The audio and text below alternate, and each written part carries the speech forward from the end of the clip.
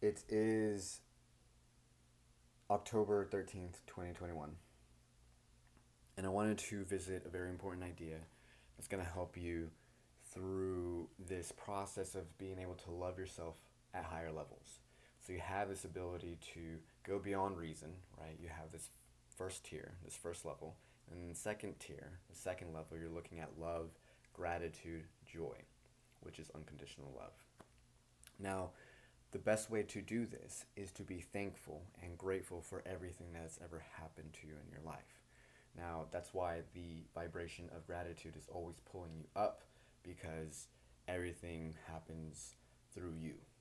We're starting to understand that now everything is a reflection of who we are and how we feel about ourselves on the inside.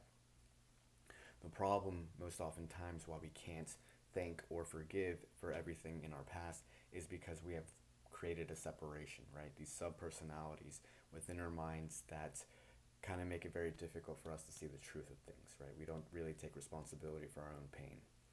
Now, these pained or wounded parts, right, is basically what we reject about ourselves. It's the shadow. We can use Carl Jung, or there's this psychologist by the name of Richard Schwartz that created this idea of internal family systems. Now, why is this very important to create this equilibrium of our self, right? Because what has occurred is that there are parts that, quote unquote, within ourselves we need to repair or we need to heal. We feel that there's a wrong or an injury that we need the world to take responsibility for, except for it's our own responsibility. So this separation goes in three different levels, okay? And most oftentimes you can think about it in the different um, systems of like how we put things in the conscious, subconscious, or unconscious mind because of how traumatic an event or circumstance we may be in, if that makes sense. So we have our firefighters, right? These are protectors for our triggers, right? So most oftentimes when we feel vulnerable or there is something that creates a trigger for a memory, we have a certain behavior. So most oftentimes people will be aloof or they would be a little bit more aggressive in certain situations to protect themselves, right? So these are firefighters, right? It's almost as if this subpersonality is trying to fight the fire that is trying to show them that this is a wounded part of yourself. Next are the managers. So managers are creating a sense of denial now. Okay. First, it was we were aware of what we're feeling. The other one is now that we're putting in our subconscious mind that makes it very, very difficult for us to actually recognize and acknowledge what's going on. Now, when we're managing situations, there is intense planning, right? There's sometimes we'll see people that are micromanaging. They're always in angst, right? Sometimes it's almost like people try to control everything and they try to be alpha about it. So you can see this in both genders. And it's mostly because of these genders, because now we're identifying with something within ourselves that we have to be a certain way. We avoid something that might bring up pain. So basically, you'll see people that are trying to get busy to kind of lose themselves and not actually deal with the underlying cause of why they're feeling pain or they're feeling loneliness or some form of anger towards the world. Now, once we start pushing those parts of ourselves to an unconscious part of our minds, the deep parts of our mind, we have exiles. And you can just kind of imagine what that really means because exiles is basically you have separated someone from the group. Okay, so there's part of you that you have basically rejected, right?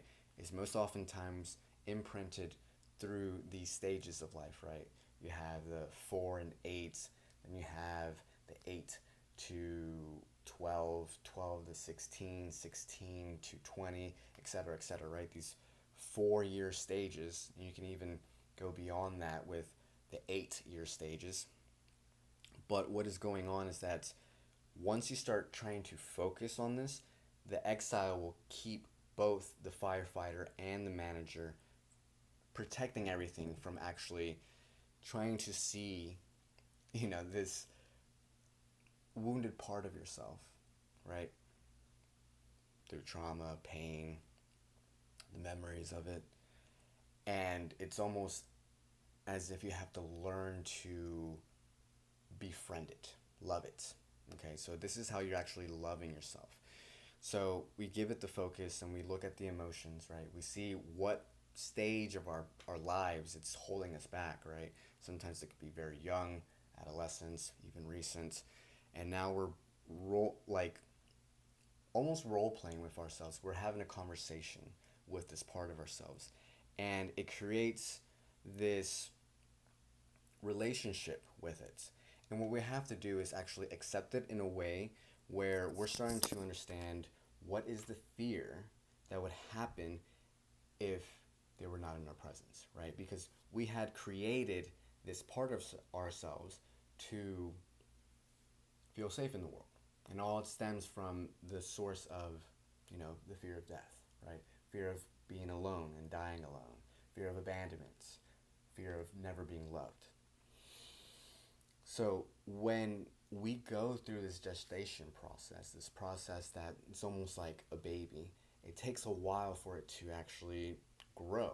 It has to go through this process of development that allows us to let go and release these parts that we've been holding on for so long because they don't really suit us anymore. They're not beneficial for us anymore. It makes it very difficult for us to see what is beyond ourselves because the whole world is always moving at such a pace, and it makes it very difficult for us to focus inward. So that's why once we start thanking everything, then the world starts actually creating this reciprocal relationship, right? To teach us what we're stuck with, right? Where we're stuck at, because the pain is going to teach you and is going to keep coming up until it teaches you.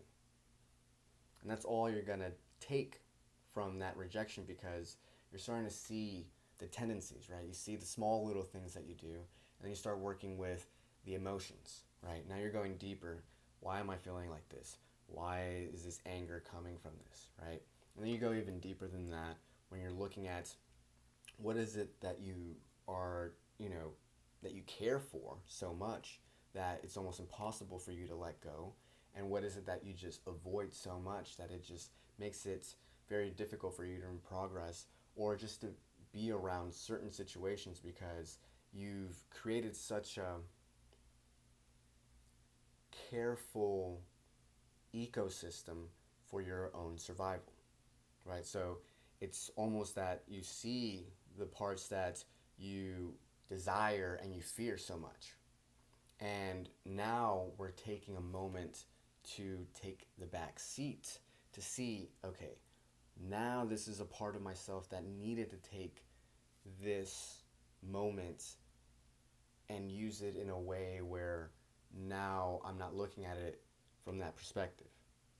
The thing is that because the perception is warped, now your whole reality is warped. And you're not really seeing everything for what it really is. You're just seeing it from a skewed perspective of how you believe life is working. And that's why they say that the world is an illusion, right? The world is real, right? You go through this whole process. I mean, until you actually die, right? But you go through this whole process and it feels so real. Because when you go through a dream, right, you can feel the love, but the amounts of love that you feel in this dimension, it's unparalleled to another, right? Most oftentimes when we go through our dreams, we feel fear. And that's because we're usually working through these subconscious managers or firefighters or exiles, however you want to call it, from that perspective. Sometimes they submerge, right? We're looking at the iceberg. Maybe it could be that something happened in your life and now you're working at it at night, but that also, coincides with how much are you paying attention, right? How much are you aware of what you're experiencing? Because most oftentimes people can just say that they're grateful and thankful, but they're not really responsive, right? Their ability to respond to everything is very limited, right? It's still not really opening themselves up in a manner where they're really paying attention to what life is trying to tell you, okay? It's very, very important because everything matters. Every single thing. The small frog that crosses the road or the squirrel, right? You see the person that cuts in front of you in traffic. You see your colleague that's having a horrible day or you have a horrible day. Everything matters. You see the news. You see, people writing books and like where they go in terms of their journey and how you can relate to their pain or their success. And now you're starting to understand how that all relates to you. So the more you become inclusive, the more you include people, the more you accept and invite that, the more invitation that is allowed to bring guests within your party that you didn't know would be very beneficial for you to actually have within your party. So that's why it's very thankful and to honor everything as if the universe brought it to you, because that's exactly what it was. The universe brought you that job. Even if you didn't have that job, your job is to find a job, and that's what the universe is providing you. So now you're taking it to this meta level, which is, just a higher level, but it's just thinking about thinking, the metacognitive level. Because most oftentimes when we're stuck in our mental, right, we have our body, our mental, and then we have our energy, our emotions, our spirits. We see that this makes it very difficult because our thoughts aren't controlled. Most oftentimes we're very undisciplined, and even with our bodies, we just feel so much pain. But when we actually relate to that which is all loving, all inclusive, then we start to see why it becomes important for us to be thankful and grateful for everything, and also allow us to forgive ourselves and forgive others, because now we're starting to see that just like us, they have parts that are wounded and rejected just like everybody else.